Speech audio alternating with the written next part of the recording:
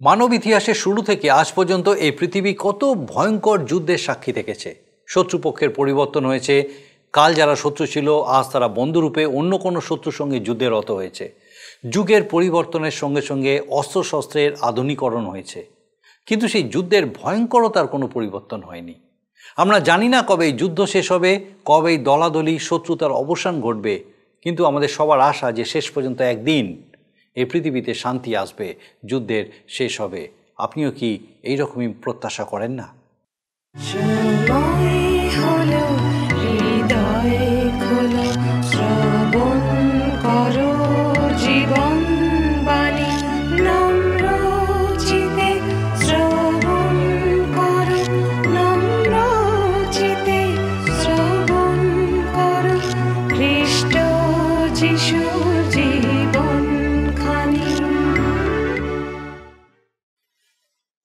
নমস্কার, জীবনবাণী অনুষ্ঠানে আপনাকে স্বাগত জানাই। আজকে এই অনুষ্ঠানের শুরুতেই আমি আপনাকে একটা প্রশ্ন করতে চাই। আপনি কি নিয়মিতভাবে আমাদের সঙ্গে আমাদের এই ধারাবাহিক অধ্যয়নে উপস্থিত আছেন, যেখানে ঈশ্বরের বাক্য থেকে আমরা ধারাবাহিকভাবে অধ্যয়ন করছি?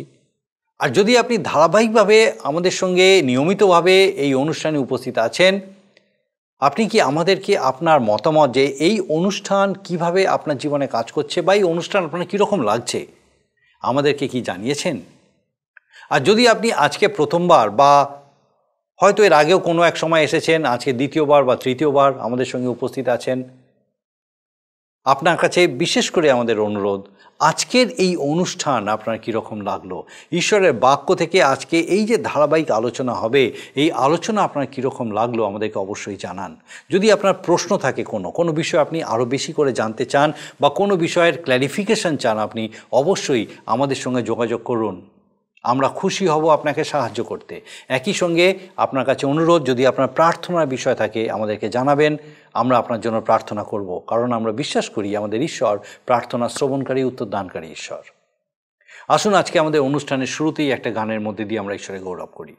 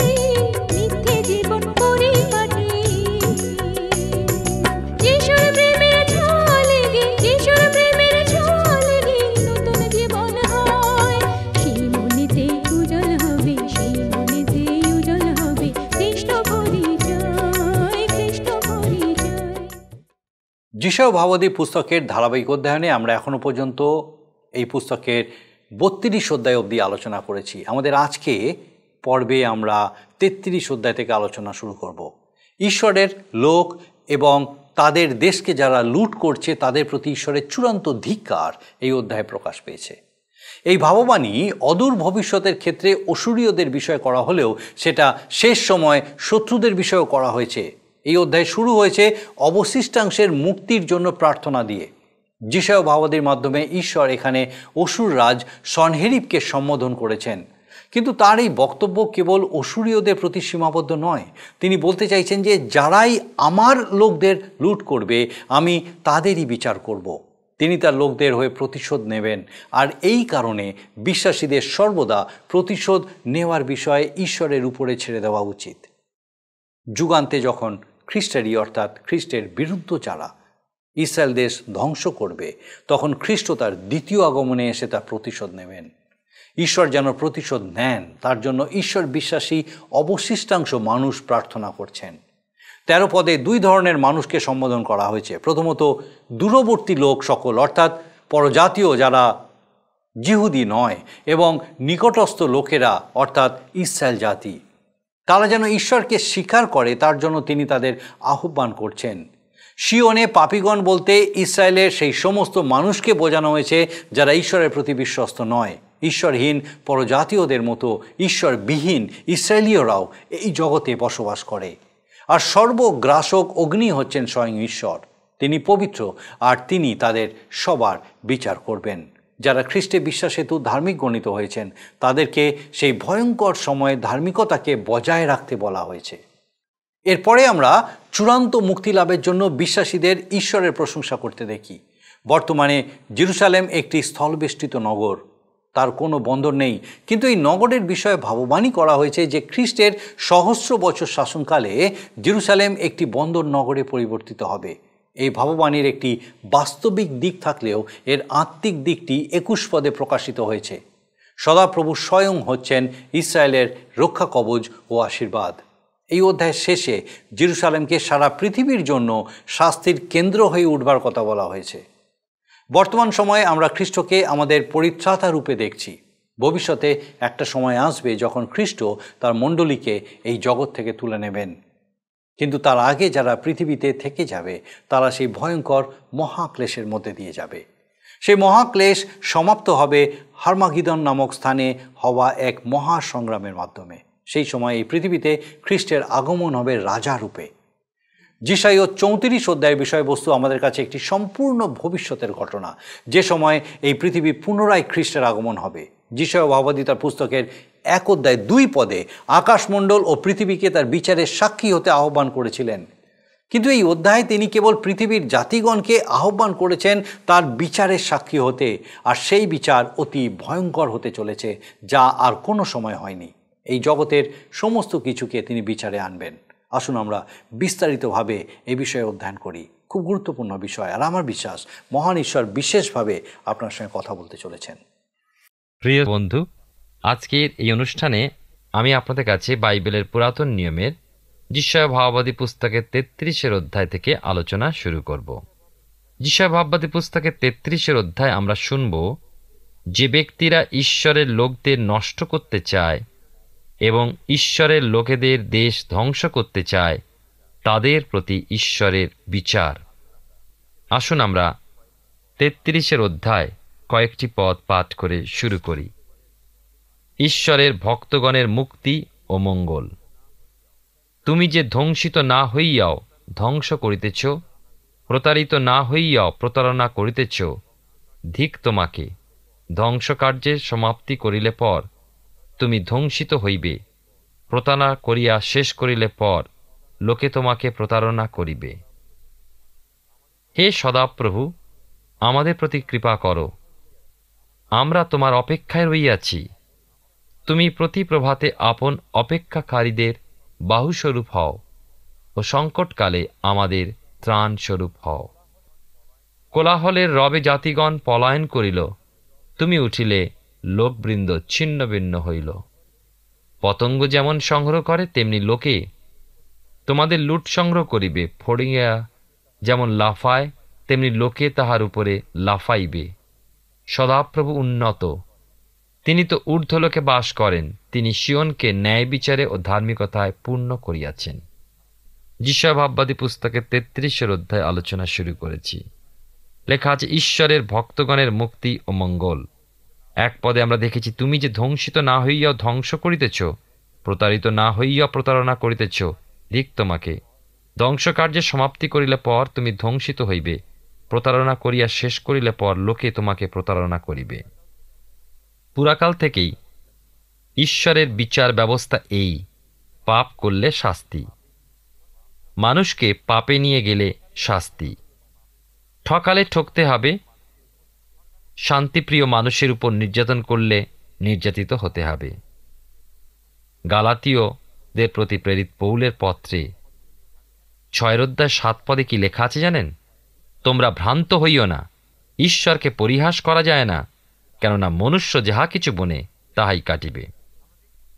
আমরা দেখি যে অংশটি আমরা নিয়ে আলোচনা করছি যিশায়া ভাববাদী পুস্তকে, এই ক্ষেত্রে ধ্বংসকারী সনহেরিব, যিনি রাজা হিজকিয়ের সময় জেরুজালেম আক্রমণ করেন, আর ঈশ্বর বলছেন, তুমি আমার লোকদেরকে ধ্বংস করতে এসেছ, আমি তোমাকে ধ্বংস করব।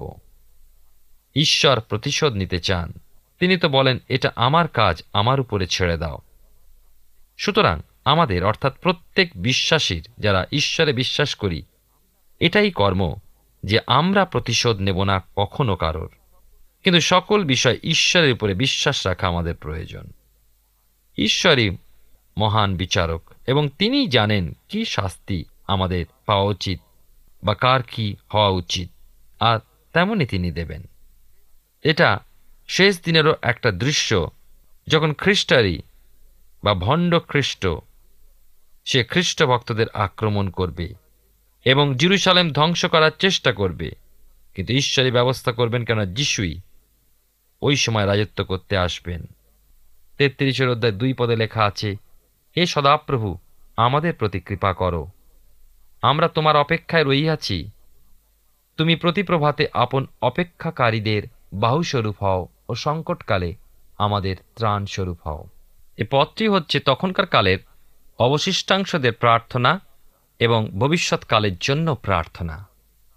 7 এবং 8 পদে লেখা আছে, দেখো উহাদের পুরুষ সিংহেরা সড়কে ক্রন্দন করিতেছে, সন্ধির অন্বেষণকারী দূতগণ তীব্র রোদন করিতেছে। রাজপথ সকল নরশূন্য হইয়াছে, পথিক মাত্র নাই, সে নিয়ম ভঙ্গ করিয়াছে। নগর সকল তুচ্ছ করিয়াছে, মর্তকে তৃণজ্ঞান করিয়াছে।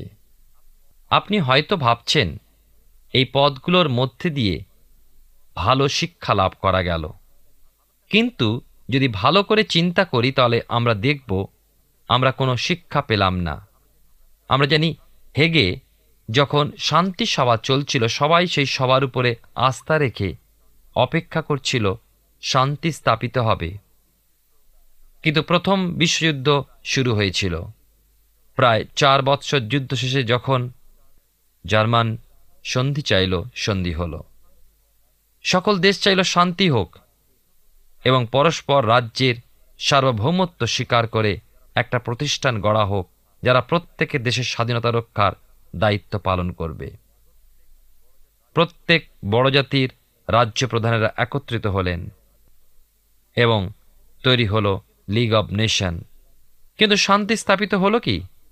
তারা শান্তি রক্ষার জন্য সকল ব্যবস্থা করলেন, কিন্তু মানুষের পরামর্শ মতো সকল কিছু হলো, ঈশ্বরের ইচ্ছা মতো নয়। এবারে শুরু হলো দ্বিতীয় বিশ্বযুদ্ধ। প্রায় 6 বৎসর যুদ্ধ চলার পর জার্মানি ও তাদের সহকারী বন্ধু রাষ্ট্রগুলো পরাজয় স্বীকার করল। এবারে আবার নূতন উদ্যমে রাষ্ট্রসংঘ গড়ে উঠল, কিন্তু আবার সেই পূর্ব ঘটনার পুনরুক্তি।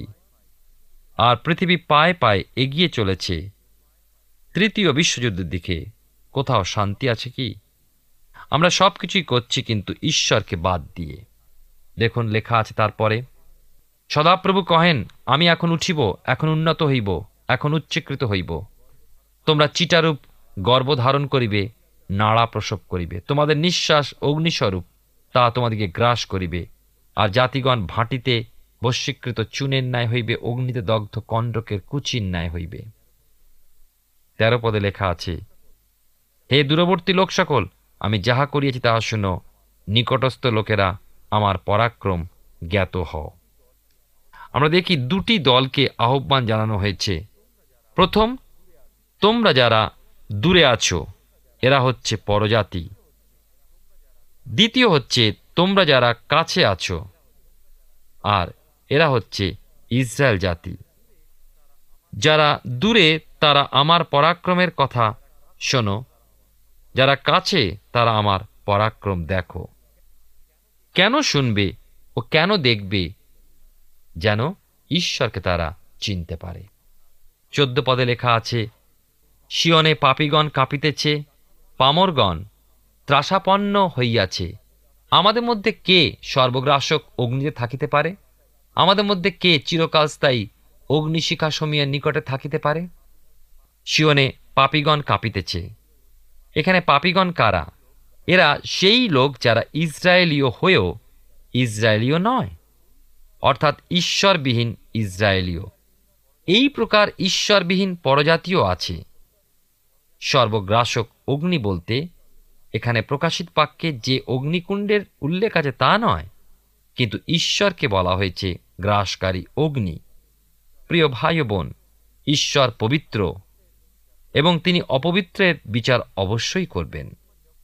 বর্তমান জগতে দিনে দিনে ঈশ্বরবিহীন লোকের সংখ্যা বৃদ্ধি পাচ্ছে। আর কিনা এই জন্যই মানুষ ঈশ্বরের বাক্য থেকে দূরে সরে যাচ্ছে। কতদিন এরকম চলবে? এর উত্তর যতদিন ঈশ্বর চলতে দেন। কিন্তু প্রিয় ভাই ও বোনেরা, প্রিয় শ্রোতা বন্ধুরা, মনে রাখবেন ঈশ্বর অবশ্যই সবাইকে বিচারে আনবেন। ঈশ্বরের লোক যারা, তাদের উচিত ঈশ্বরের চেতনা বাক্য জনে জনে পৌঁছে দেওয়া। মনে রাখবেন বিচারটা কিছু মজার বিষয় নয়। ঈশ্বর ভাববাদী যে চেতনার বাণী উল্লেখ করেছেন, মনে রাখতে হবে যে ওই বাণী ঈশ্বরের বাণী, আর ঈশ্বরের বাণী মিথ্যা নয়। তাই ঈশ্বর চান যে মানুষ ওই বাণী শ্রবণ করুক। 33 অধ্যায় আমরা আলোচনা করছি। আজ ঈশ্বর ভাববাদী পুস্তক 33 অধ্যায় 15 পদে লেখা আছে, যে জন ধার্মিকতার পথে চলে ও সরল ভাবের কথা কয়, যে উপদ্রবজাত লাভ ঘৃণা করে, যে উৎকোচের স্পর্শ হইতে হস্ত ঝাড়িয়া ফেলে, যে বধ করিবার পরামর্শ শুনিলে কর্ণ রোধ করে ও দুষ্কর্মের দর্শন হইতে চক্ষু মুদ্রিত করে। আমরা এই অংশে দেখি, যে ব্যক্তি খ্রিস্টে বিশ্বাস করে, ধার্মিক গণিত হয়েছে, তাকে ধার্মিকতার পথে চলতে বলা হয়েছে। সেই ভয়ঙ্কর দিনে যেখানে পাপের প্রবলতা সন্তানদের উদ্ধারের জন্য অনুগ্রহ আরও প্রচুর রূপে দেবেন। 33 অধ্যায় আমরা এবারে পরের অংশটায় আসি, 20 এবং 21 পদ। এই অংশে লেখা আছে, আমাদের পর্বপুরী সিয়নের প্রতি দৃষ্টি করো, তোমার নয়নযুগল শান্তিযুক্ত বসতিযুক্ত জেরুজালেমকে দেখিবে। তাহা অটল তাম্বুস্বরূপ, তাহার গোজ কখনো উৎপাটিত হইবে না এবং তাহার কোনো রজ্জু ছিঁড়িবে না। 21 পদে লেখা আছে, বস্তুত সেখানে সদাপ্রভু সপ্রতাপে আমাদের সহবর্তী হইবেন। তাহা বৃহৎ নদ নদী ও বিস্তীর্ণ স্রোতমালা স্থান, তথায় দাঁড়যুক্ত পথ গমনাগমন করিবে না ও প্রতাপযুক্ত জাহাজ তাহা পার হইয়া আসিবে না। বাবিলন ইউফ্রাটিস নদী বিষয় গর্ব করতে পারে, অসুরিয়েরা তাইগ্রিস ও জ্যাব নদীর জন্য গর্ব করতে পারে, আবার মিশর নীল নদীর জন্য গর্ব করত, কারণ তাদের নিজ নিজ বন্দর ছিল। কিন্তু জেরুজালেম পর্বতের উপরস্থ নগর, সেই নগরের কোনো নদ নদী নেই, কোনো পোতাশ্রয়ও নেই।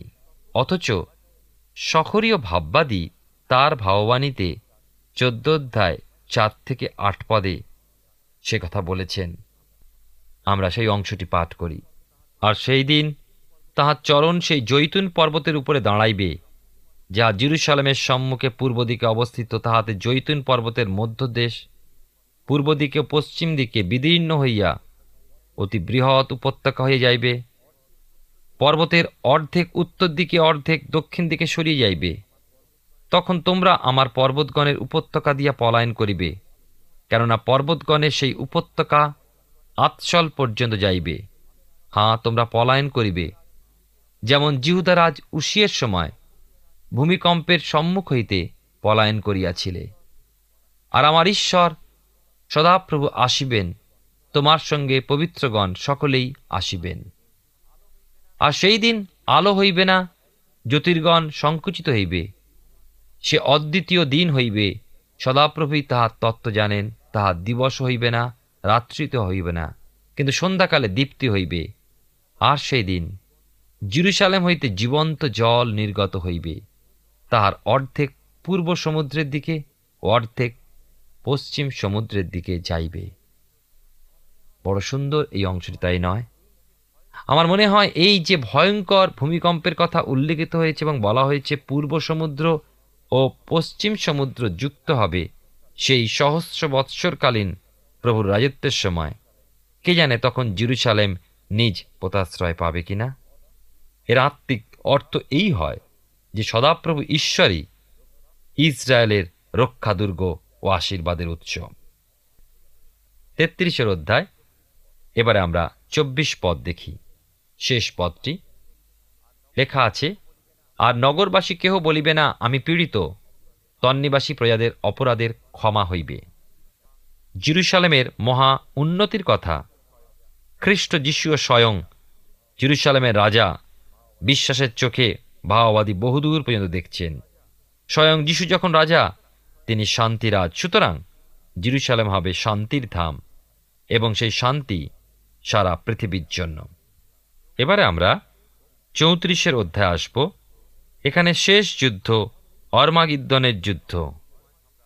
আমাদের এই সময় আমরা সেই রাজার দিকে চেয়ে নিই, কিন্তু আমরা আমাদের উদ্ধারকর্তার আগমনের অপেক্ষায় আছি। কবে সেই মেঘের উপরে মুক্তিকর্তাকে আমরা দেখতে পাব? বাইবেলের নতুন নিয়মে তীত তার 2 অধ্যায় 13 পদে সাধু পৌল বলেছেন, মহান ঈশ্বর ও আমাদের ত্রাণকর্তা যীশুখ্রিস্টের প্রতাপের প্রকাশ প্রাপ্তির জন্য অপেক্ষা করি। ঈশ্বরের বাক্য বা ভাববাণী এই পৃথিবীর উজ্জ্বল ভবিষ্যতের অপেক্ষায়, কিন্তু মানুষের চেষ্টায় গঠিত ভবিষ্যৎ নয়, যেখানে মানুষ ঈশ্বরকে বাদ দিয়ে সকল কাজ করতে চেয়েছে। প্রভু যীশু আসছেন বিচার দণ্ড হাতে নিয়ে, এবং সেই বিচার ভয়ঙ্কর। মানুষের মস্তিষ্ক উদ্ভূত সকল কাজ ঈশ্বরের বিরুদ্ধাচরণ করে। মানুষের চেষ্টা ও পরিকল্পনা এক মহাযুদ্ধের দিকে এগিয়ে নিয়ে যাচ্ছে আমাদেরকে। আর সেই যুদ্ধ হল অর্মাগিদ্দনের যুদ্ধ। মানুষের পাপ ক্রমশ মানুষকে পাপের মানুষে পরিণত করবে এবং মানুষ পাপের রাজত্ব স্থাপনে বদ্ধপরিকর হবে। সেই রাজ্যই হবে মহাক্লেশের রাজ্য। দেখুন কি লেখা আছে 34 অধ্যায় 1 পদে। লেখা আছে, জাতিগণ নিকটে আসিয়া শুনো, হে লোকবৃন্দ অবধান করো, শুনুক পৃথিবী ও তথাকার সকলে, জগৎ ও তদুৎপন্ন সকল পদার্থ। আমরা দেখি যে যিশাভাববাদী পুস্তকের 1 অধ্যায় 2 পদে ঈশ্বর স্বর্গ ও মর্ত্যকে আহ্বান জানাচ্ছেন তাঁর বিচারের সাক্ষ্য হবার জন্য। সে বিচার তাঁর প্রজা ইসরায়েলের বিচার। আর এই অধ্যায় ঈশ্বর পৃথিবীর জাতিবৃন্দকে আহ্বান করছেন তাঁর শেষ বিচারের সাক্ষী হবার জন্য। 2 পদে দেখুন লেখা আছে, কেননা জাতিমাত্রের বিরুদ্ধে সদাপ্রভুর ক্রোধ, তাহাদের সৈন্য সামন্তের বিরুদ্ধে তাহার প্রচণ্ড কোপ প্রজ্বলিত হইল। তিনি তাহাদিওকে নিঃশেষে বিনষ্ট করিলেন, তাহাদিওকে বধে সমর্পণ করিলেন। খুব মন দিয়ে শুনুন, যে কথাগুলো এখানে ব্যবহার করা হয়েছে, ঈশ্বর কতটা রোষের বশে ও ঘৃণাবশত এই কথাগুলো ব্যবহার করেছেন। ক্রোধ, প্রচণ্ড কোপ, নিঃশেষে বিনাশ এবং বধে সমর্পণ করবেন। এই বিচার সারা বিশ্বের বিচার। কি সাংঘাতিক! প্রভু যীশু বলেছেন, জগতের পত্তনাবধি আজ পর্যন্ত এমন বিচার কখনো হয়নি। বাইবেলের নতুন নিয়মের শেষ বই প্রকাশিত বাক্য যখন পড়ি, তখন এই বিষয় আরও আমাদের পরিষ্কার হয়ে যায়। পৃথিবী আজকে ধীরে ধীরে ওই ভয়ঙ্কর বিচারের দিকে এগিয়ে চলেছে। 3 পদে লেখা আছে, আর তাহাদের নিহতগণ বাহিরে নিক্ষিপ্ত হইবে, তাহাদের সব হইতে দুর্গন্ধ উঠিবে, তাহাদের রক্তে পর্বতগণ গলিত হইবে। এই পদের বর্ণনা শুনলে প্রাণ উড়ে যায়, রক্ত হিম হয়ে যায়। কি অবস্থা হবে সমস্ত সৃষ্টির, তাই নয় কি? আসুন আমরা আজকের আলোচনার শেষ পদ যিশাভাববাদী পুস্তকের 34 অধ্যায় 4 পদে কি লেখা আছে দেখি। আর আকাশের সমস্ত বাহিনী ক্ষয় পাইবে, আকাশমণ্ডল লিপিপত্রের ন্যায় জড়াইয়া যাইবে, এবং যেমন দ্রাক্ষালতার জীর্ণ পত্র ও ডুমুর বৃক্ষের জীর্ণ পল্লব তদ্রূপ তার সমস্ত বাহিনী জীর্ণ হইয়া পড়িবে। বিপদ এসে পড়ার আগে আমরা বাঁচবার জন্য আশ্রয় গ্রহণ করতে পারি এবং ঈশ্বরের বিচার থেকে বাঁচবার একমাত্র আশ্রয়স্থল হল প্রভু যীশু খ্রিস্ট।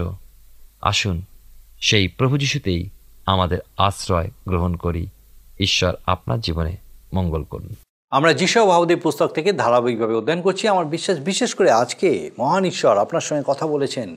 বর্তমান সময়ে ঈশ্বর বিহীনতার এক জঘন্য যুগ অতিবাহিত হচ্ছে। সারা বিশ্ব ঈশ্বরকে প্রত্যাখ্যান করছে, ঈশ্বরের বাক্যকে অবহেলা করছে। আমরা জানি না এমন একটি মন্দ সময় কতদিন ধরে চলবে, কিন্তু এইটুকু জানি যে ঈশ্বর যতদিন না এই পরিস্থিতির অবসান করবেন ততদিন সেটা বন্ধ হবে না। কিন্তু এই যুগের সমাপ্তিতে তিনি সবাইকে তার বিচারে আনবেন। ঈশ্বরের লোকদের সেই বিষয়টা সারা জগতে ছড়িয়ে দিতে হবে। যিশয় ভাবাদী তার ভাববাণীর দ্বারা এই বার্তা প্রকাশ করেছিলেন। আমাদের মনে রাখতে হবে যে যিশয় ভাববাদী যা বলেছিলেন সেটা তার নিজের কথা নয়, কিন্তু ঈশ্বর মানুষকে যা বলতে চেয়েছেন সেটাই এখানে বলা হয়েছে। মানুষকে সেটা শুনতে হবে এবং বিশ্বাস করতে হবে।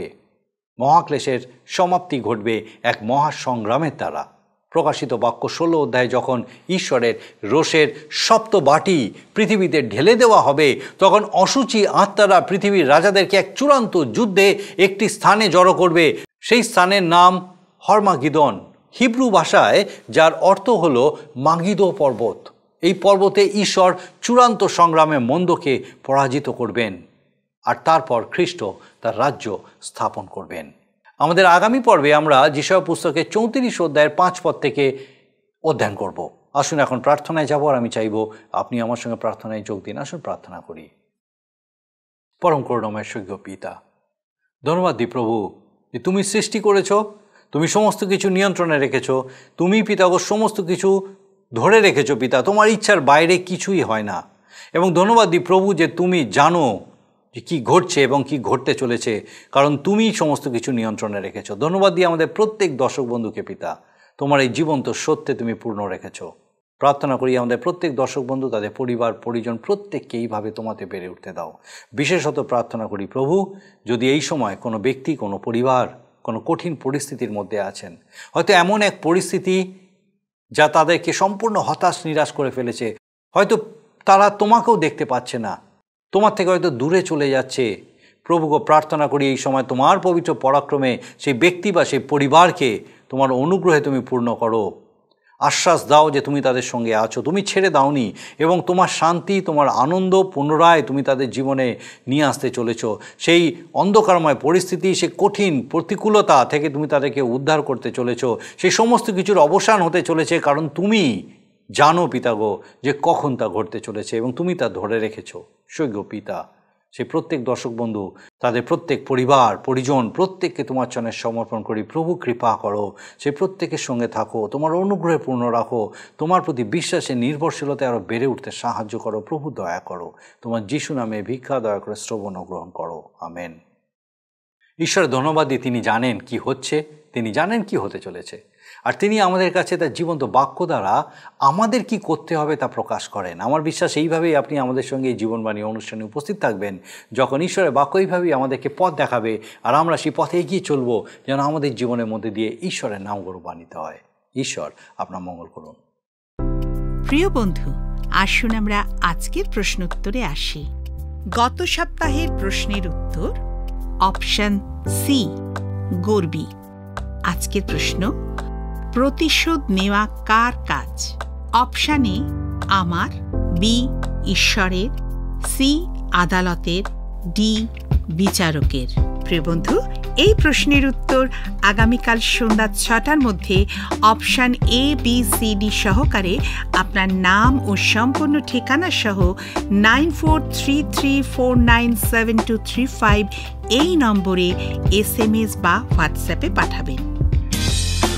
যদি আপনার এই অনুষ্ঠান ভালো লেগে থাকে তাহলে এই নম্বরে একটি মিসড কল করুন, তাহলে আপনি পরের বারে বিজয়ী হতে পারেন।